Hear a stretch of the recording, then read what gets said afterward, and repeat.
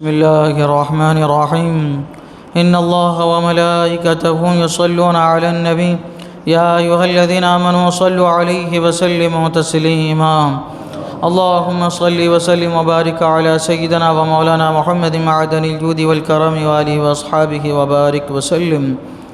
أعوذ بالله من الشيطان الرجيم. بسم الله الرحمن الرحيم. يوم ندعو كل أناس بإمامهم فمن أوتي كتابه بيمينه فأولئك يقرؤون كتابهم ولا يظلمون فتيلا ومن كان في هذه أعمى فهو في الآخرة أعمى وأضل سبيلا. جس دن ہم ہر جماعت کو اس کے امام کے ساتھ بلائیں گے تو جو اپنا نامہ داہنے ہاتھ میں دیا گیا یہ لوگ اپنا نامہ پڑھیں گے اور تاگے بھر ان کا حق نہ دبایا جائے گا، اور جو اس زندگی میں اندھا ہو وہ آخرت میں اندھا ہے اور بھی زیادہ گمراہ. اللہ تبارک و تعالی فرماتا ہے کہ قیامت کے دن ہم ہر ایک کو، ہر جماعت کو اس کے امام کے ساتھ بلائیں گے.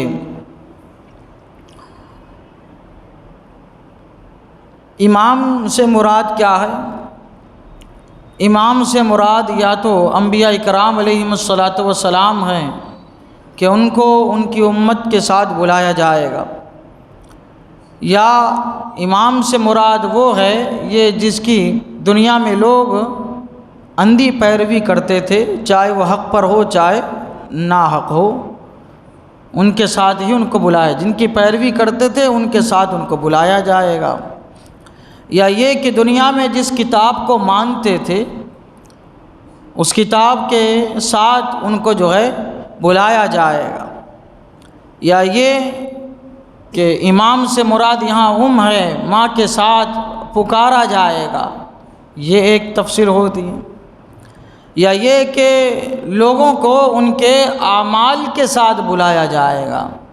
امام سے مراد اعمال، جو بھی دنیا میں کام کرتے تھے ان کے ساتھ، جن کو انہوں نے اپنا پیشوا بنایا تھا، جن کے مطابق یہ چلتے تھے، ان کے ساتھ لوگوں کو بلایا جائے گا. اللہ تعالیٰ فرماتا ہے ہم ہر جماعت کو اس کے امام کے ساتھ بلائیں گے کہ جس کی دنیا میں اتباع کرتے تھے. اب یہ کفار و مشرکین کو جن کی یہ پوجا کرتے تھے، بڑے بڑے بت تھے ان کے، اس کے علاوہ چھوٹے چھوٹے بت الگ سے تھے، یہ چاند سورج ستارے فلک ان کی پوجا کرتے تھے. تو جس کو یہ دنیا میں مانتے، جس کی پیروی کرتے تھے، ان کے ساتھ ان کو بلایا جائے گا. بلائیں گے تو سب کو تو جو اپنا نامہ داہنے ہاتھ میں دیا گیا تو یہ لوگ اپنا نامہ پڑھیں گے. اب قیامت کے دن ہر ایک کو اس کا اعمال نامہ دیا جائے گا، لیکن جن کو ان کا اعمال نامہ داہنے ہاتھ میں دیا جائے گا وہی لوگ کامیاب ہوں گے. فَأَصْحَابُ الْمَيْمَنَةِ مَا أَصْحَابُ الْمَيْمَنَةِ، اللہ تبارک و تعالیٰ نے فرمایا تو داہنے ہاتھ والے، داہنے جانب والے کیا ہی خوب ہے. داہنی جانب والے اللہ تبارک و تعالیٰ داہنے ہاتھ میں اعمال نامہ عطا فرمائے گا. یا تو یہ کہ بذات خود ان کے، یا تو یہ کہ ان کے ہاتھ میں، داہنے ہاتھ میں عمل نامہ دے دیا جائے گا، کسی طرح ان کے ہاتھ میں آ جائے گا.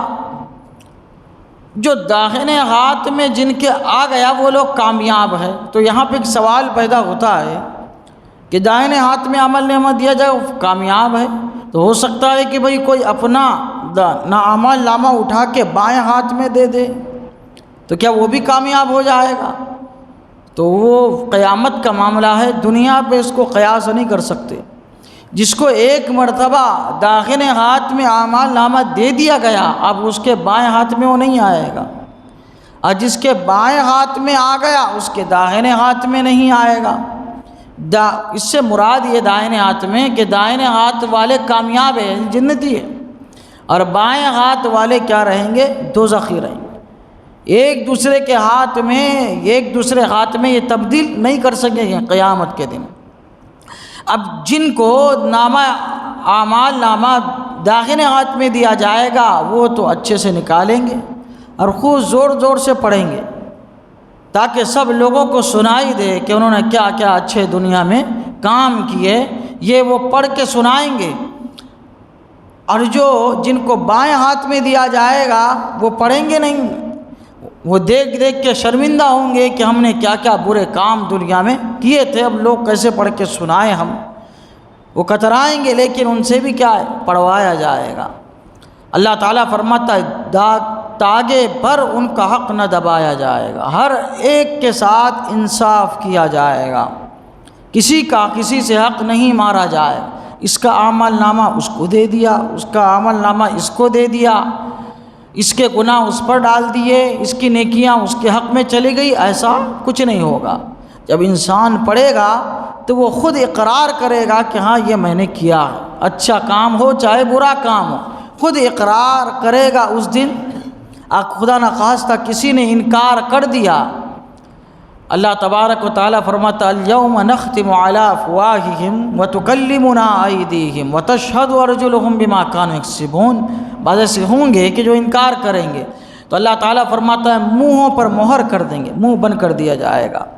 آج جس عزم سے جس نے جو کام کیا ہے وہ عزم اب خود گواہی دے گا۔ مولا تعالیٰ ہاتھ سے اس نے یہ گناہ کا کام کیا ہے، پیر سے اس نے یہ گناہ کا کام کیا ہے، اب تو انکار کی کوئی گنجائش ہی باقی نہیں رہے گی۔ اللہ تعالیٰ فرماتا ہے اور جو اس زندگی میں اندھا ہوا، اندھا ہونے سے مراد یہ ظاہری اندھا نہیں، یعنی جس کا دل اندھا ہو گیا، اللہ تعالیٰ نے عقل عطا فرمائی، روشن آنکھیں عطا فرمائی، سوچ سمجھ فکر ذہن اللہ تعالیٰ نے عطا فرمایا تاکہ ہم اس کے ذریعے سے عالم میں کائنات میں غور و فکر کرے، اللہ تعالیٰ کی وحدانیت کو پہچانے، اس پر ایمان لائے، اللہ کی عبادت کرے۔ لیکن پھر بھی کیا ہو گئے؟ سب کچھ عطا کرنے کے بعد بھی اندھے ہو گئے، یعنی ان کے دل کیا ہو گئے؟ اندھے ہو گئے۔ تو اللہ تعالیٰ فرماتا آخرت میں بھی اندھا ہوگا، وہ آخرت میں بھی اندھا ہوگا اور بھی زیادہ گمراہ ہوگا، یعنی یہ کہ یہ اندھا پن جو ہے گمراہی کا اندھا پن ہوگا، اور ایک روایت میں کہ ظاہری اندھا ہوگا۔ اللہ تبارک و تعالیٰ جو ہے ان کو اندھا کر کے جو ہے اٹھائے گا، ان کے گمراہی کی وجہ سے، ان کے ایمان نہ لانے کی وجہ سے۔ اللہ تعالیٰ کی بارگاہ میں دعا ہے قرآن شریف سیکھنے سمجھنا، اس کے مطابق اپنی زندگی گزارنے کی توفیق عطا فرمائے۔ اشہد ان لا الہ الا اللہ واشہد ان محمدا عبدہ ورسولہ، وصلی اللہ تعالیٰ علی سیدنا محمد وعلی آلہ وصحبہ اجمعین برحمتک یا ارحم۔